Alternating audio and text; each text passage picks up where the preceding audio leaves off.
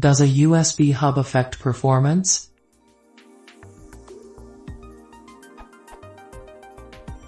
I have two devices I want maximum throughput and latency with, MIDI drums and MIDI keyboard for example. Would connecting both to the same USB port via a hub effectively limit the maximum data transfer rate to half to each of them? I am assuming yes, but I didn't know if USB hubs had a handshaking and priority-giving protocol available. For example, let the device with the longer built-up buffer of data communicate first.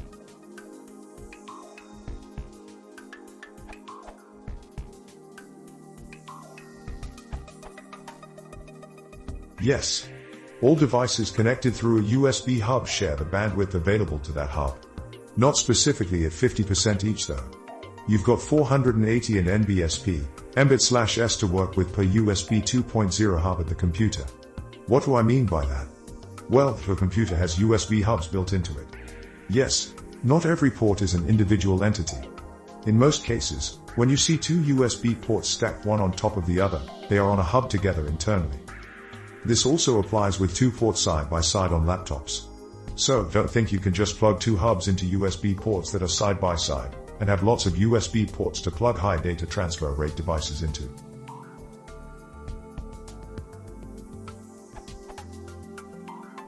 What you really need to do is look at the expected data transfer rates of the devices you intend to connect.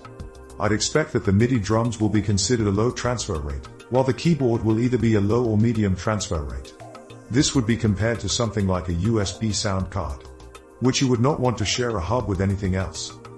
With a powered hub, each device will get the power it needs, while with an unpowered hub, all devices share whatever power the host USB port can put out.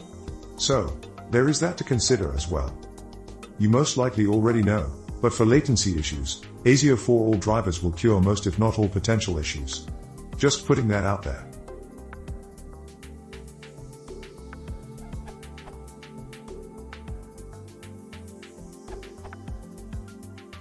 Actually, I'm surprised the first onware is accepted and upvoted without any facts whatsoever to support the statement, as it's most probably a wrong one. Both MIDI drums and MIDI keyboard are almost certainly low-speed devices, so they will consume less than 1% of bandwidth from a high-speed hub at most, 2 times 1 and NBSP, mid/S, 480 and NBSP, mid/S 100% equals 0.4%. Indeed, the presence of the hub will introduce a latency, which is of order of tens of microseconds for low-speed hubs or hundreds of nanoseconds for high-speed hubs. In the latter case, this latency will vanish once you add the latency introduced by the MIDI software.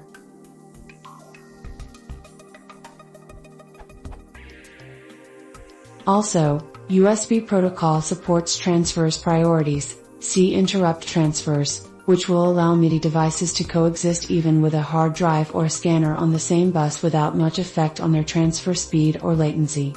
However, I won't make any statements since I'm not familiar with MIDI devices in particular.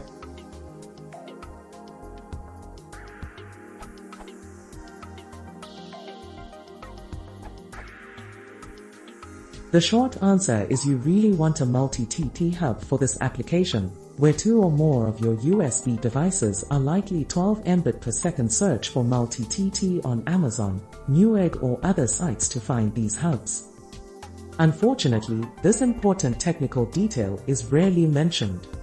Most hubs use a cheaper single TT design. The good multiple TT ones are rarely advertised as having this feature, not even marked on the package. Sadly, most people have probably never even heard TTS, which is probably why marketers don't bother to tell you which design their hubs use. You can check if your hub has this feature using the Windows Device Manager. Look for the words hub has multiple TTS in the Advanced tab.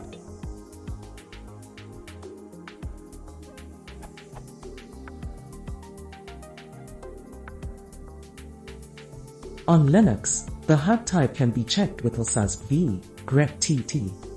I am not aware of any simple way to check on Macintosh, except the USB Prober utility which Apple publishes in their Xcode development tools.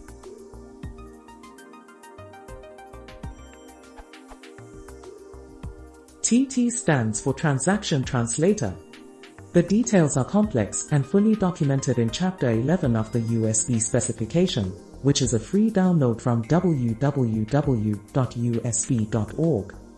But in a nutshell, the TT converts between 480 Mbit per second from your PC to the slower 12 or 1.5 Mbit per second speeds. Normally, when you play those musical instruments, their controllers generate MIDI messages and pack them into memory buffers, which await the moment your PC requests the data. When your PC connects directly, it sends a message called an in token to your instrument. Your instrument can respond to the in token in two ways, either a data packet or a NAC token to indicate no data. Your PC sends those in tokens very rapidly, so the result is nearly instantaneous delivery of your musical events as MIDI messages.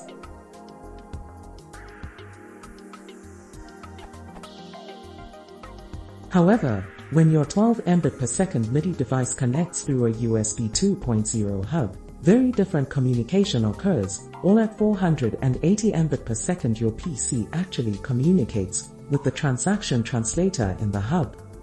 It sends two messages. First, split, start split transaction, message is sent to the TT. If the TT is not busy, it sends an acknowledgement. Then the TT transmits the in token to your MIDI keyboard at the slower 12 Mbit per second speed. Meanwhile, your PC is able to communicate with other devices at 480 Mbit per second. Your MIDI keyboard cannot tell if the in token came directly from your PC or from a hub's TT. It does exactly the same thing as it connected to your PC. The TT inside the hub receives either the NAC or data response. While this is in progress, your PC begins sending complete split transaction messages to the hub's TT. The TT replies with a special NIET token. Is the TT is still busy communicating at 12 Mbit per second, or the NAC or data from your keyboard.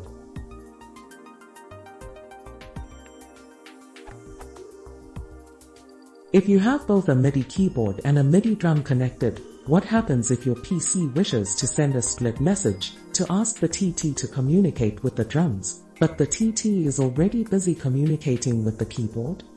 With only a single TT, the hub may reply yet to a new split request, because it is busy performing the in plus data. At 12 Mbit per second, you definitely don't want that scenario.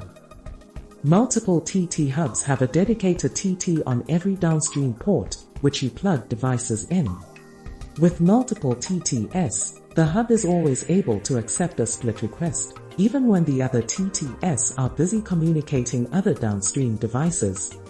With only a single TT, your PC may end up waiting, even though there's plenty of 480 Mbit per second bandwidth, because the hub has limited ability to convert more than one message at a time between the different speeds.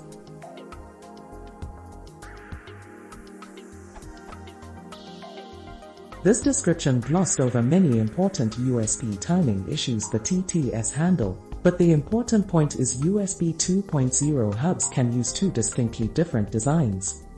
You really want to avoid the cheaper single TT hubs. USB 3.0 and AMP 3.1 speeds were mentioned elsewhere in these answers.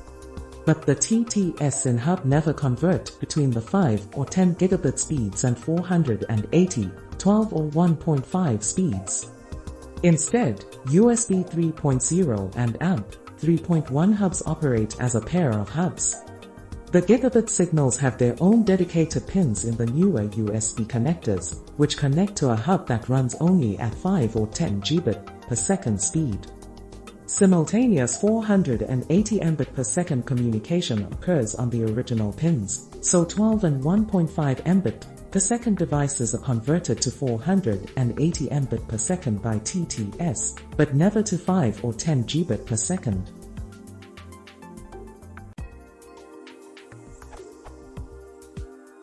Also mentioned elsewhere is low speed, which technically means 1.5 Mbit per second in USB jargon, but may mean 1.5 or 12 Mbit per second in casual conversation. 12 Mbit per second is called full speed in USB terminology. The USB MIDI protocol, which is technically part of the audio class specification, uses bulk protocol, not the interrupt protocol, as claimed in another answer. The USB spec does not allow bulk transfer protocol for 1.5 Mbit per second speed. So unless a USB MIDI device very grossly violates the USB speed, it will always be at least 12 Mbit per second speed. USB MIDI may be 480 Mbit per second speed, in which case the TTS don't apply. But the vast majority of USB MIDI products today are still 12 Mbit per second speed. So you really want to make sure your USB hubs are multi-TT types if you plan to maximize performance.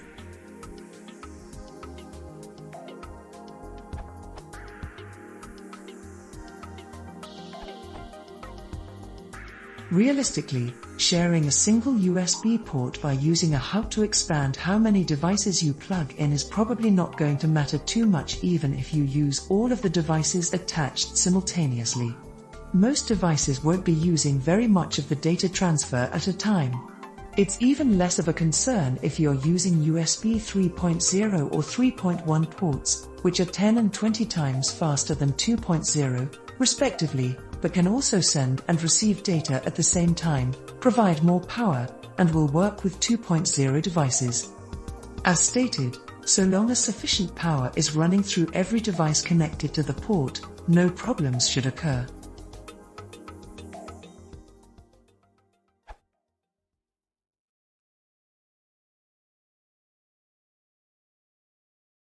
If you want to support the channel, please consider subscribing.